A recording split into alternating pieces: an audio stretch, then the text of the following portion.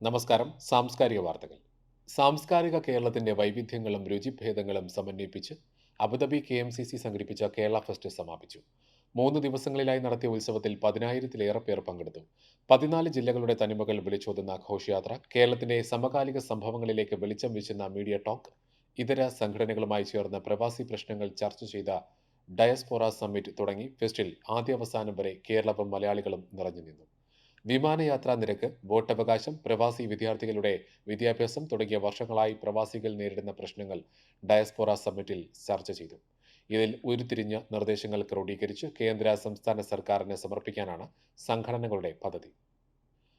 രാഷ്ട്രത്തിന്റെ അതിർത്തികൾക്കപ്പുറത്തു നിന്നും രുചികളുടെ വൈവിധ്യങ്ങൾ നിറഞ്ഞപ്പോൾ ദിയാർ മൊഹറക്കിൽ ആരംഭിച്ച ബഹ്റൈൻ ഫുഡ് ഫെസ്റ്റിവൽ സാംസ്കാരികോത്സവമായി മാറി.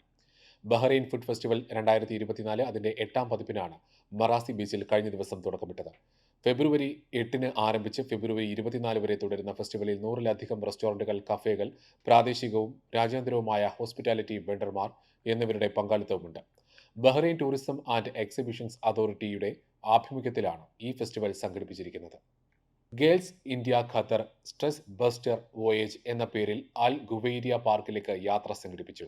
140ഓളം പെൺകുട്ടികൾ പങ്കെടുത്ത യാത്രയിൽ വിജ്ഞാനത്തിനും വിനോദത്തിനുമായി ആകർഷകമായ പരിപാടികളും വ്യത്യസ്തങ്ങളായ മത്സരങ്ങളും ഒരുക്കിയിരുന്നു. ഗേൾസ് ഇന്ത്യ ഖത്തർ മുൻ പ്രസിഡന്റ് ഹന അബുല്ലൈസ് മുഖ്യ പ്രഭാഷണം നടത്തി. Girls India Qatar president Ayisha Khalib അധ്യക്ഷത വഹിച്ചു.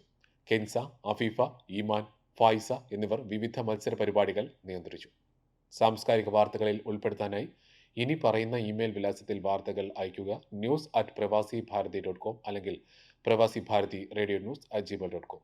സാംസ്കാരിക വാർത്തകൾ എല്ലാ ദിവസവും UAE ഒമാൻ സമയം രാവിലെ 10:30, സൗദി, ഖത്തർ, ബഹ്റൈൻ, കുവൈറ്റ് സമയം രാവിലെ 9:30, ഇന്ത്യൻ സമയം ഉച്ചയ്ക്ക് 12 മണിക്ക്.